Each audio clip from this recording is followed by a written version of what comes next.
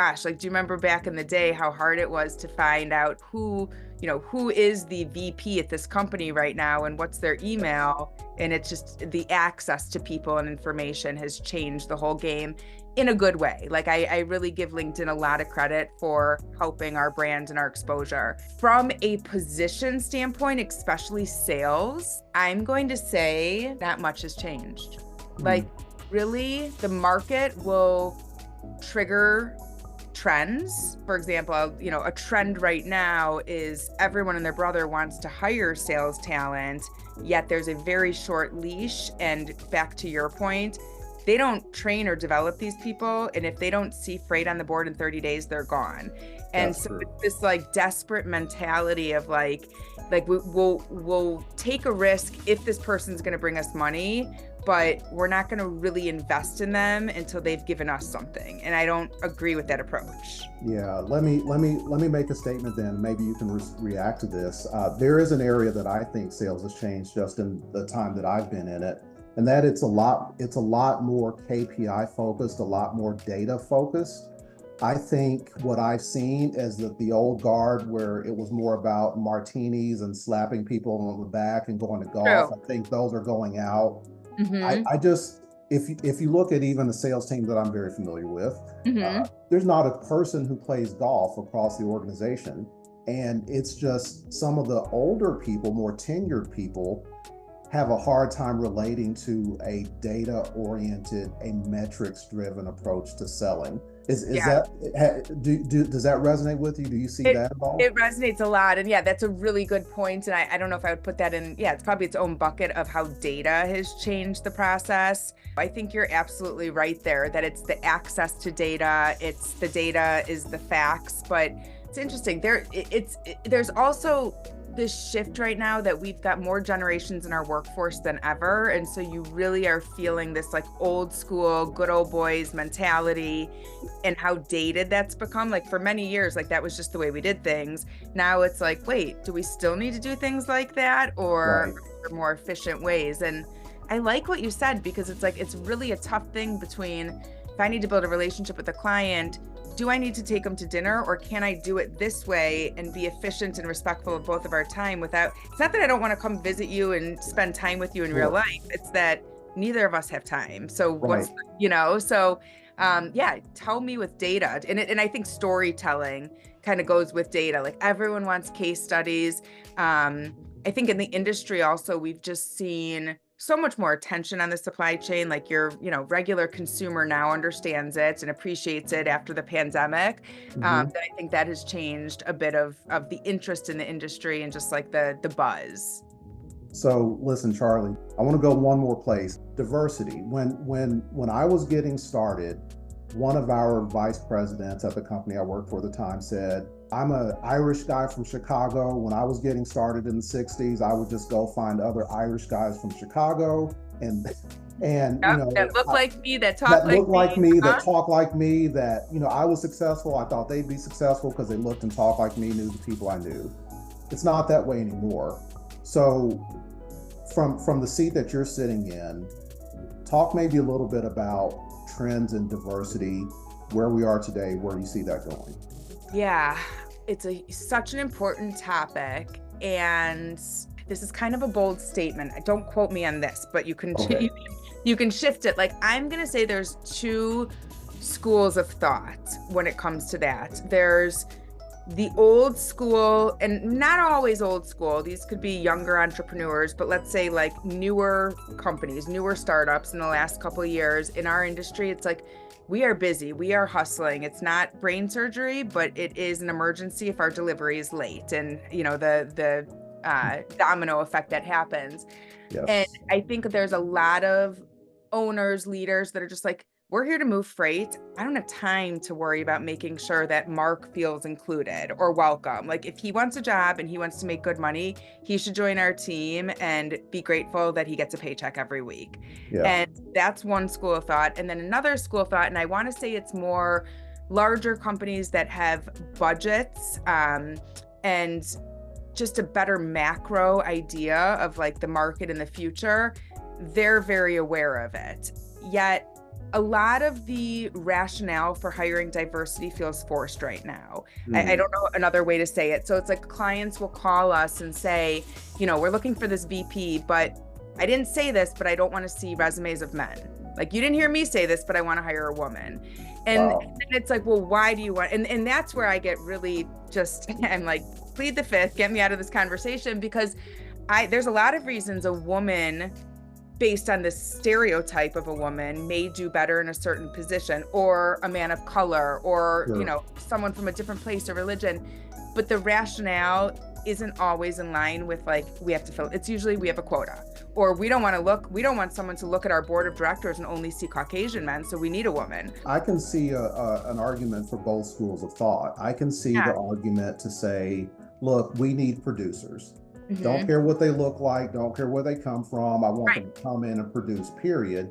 And I can also see where some of the larger companies that are maybe more politically involved, socially involved, Hmm. have a need to create some diversity in their leadership, or at least portray that. So, Yeah.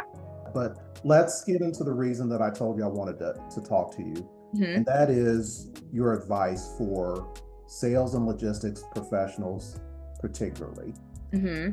Unsettling times. You look at UPS, FedEx, a lot of companies are having declining revenues, restricted markets. That puts more pressure on sales. It puts more pressure on anyone that's in the revenue generating bucket. People are feeling very nervous right now that they'll be able to keep their jobs or meet their quotas. Hmm. So in terms of not only their jobs today, but their career progression, what kinds of advice do you offer for people in this sales and logistics transportation space? I would say know your strengths, and it's almost like forget the programming that we've been taught by society that you have to grow up and be a manager and then a leader and then an executive.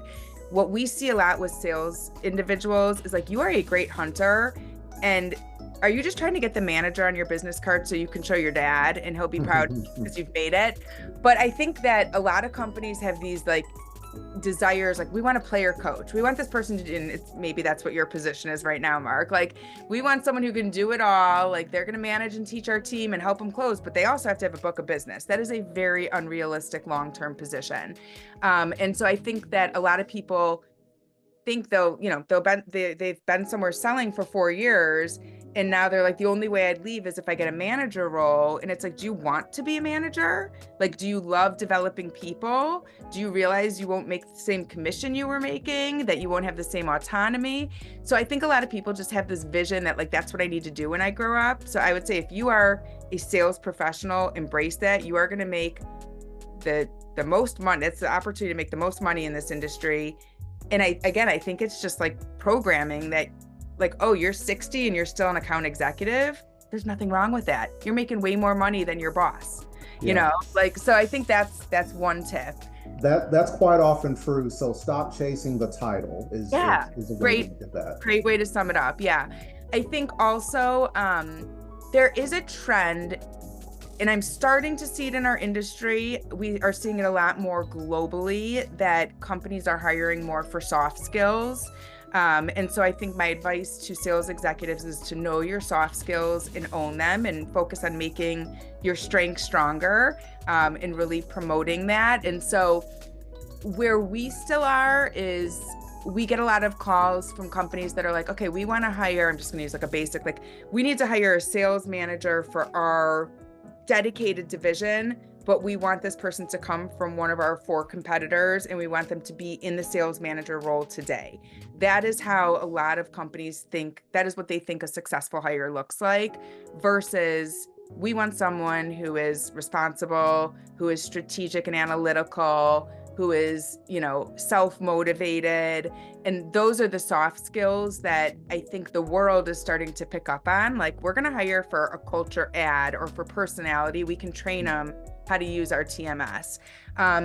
I'd like to see our industry embrace this a little more. I think people are saying they do, but then they're like, well, yeah, this person, they'll look at a resume and be like, well, why did they go from C.H. Robinson to Chase Bank? Now I don't want to hire them. Like, versus like, they actually got great experience at Chase. Now they can combine all that and really deliver, if you really think about what they did there. So I think sales executives need to lean into their soft skills with the knowledge that that is the future of hiring, but today they still will be measured on past performance and if they could bring a book of business. It sounds like you have some interesting conversations. I want you to finish your advice. I want to show you something. Okay, Be the Unicorn. Have you heard of this book? I feel like I have. Now I'm looking to see if I've bought that book because it sounds super familiar. Who wrote it? Who's the author? William Vandergloemen. Okay. He was an executive recruiter for many, many years. And so he wrote this book called Be the Unicorn that focuses on the skills that help you stand out as you pursue advancement in your career. So let's finish up and then I'll let you go to just honor your time. And that is any other advice that you'd put out there in front of sales executives? Know what's important to you.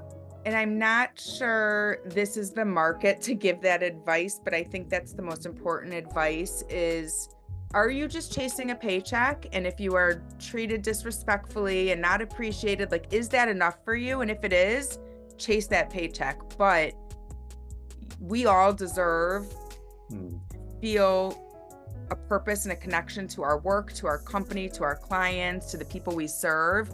And it is about more than a paycheck. And so like in the Great Resignation, it was like, yeah, go out there and get what you deserve. Like, and it may be money and these other, you know, intangibles. And it really comes down to culture and engagement. Sure. Like, what are these companies doing in exchange for your work? And so, and I think right now there's a lot of fear in the market that people are just like, I have a paycheck, I'm not going to complain, even though my boss micromanages me and, you know what I'm like yells at me every day. I'm lucky that I have a paycheck and health benefits. So I'm just not going to stir the pot.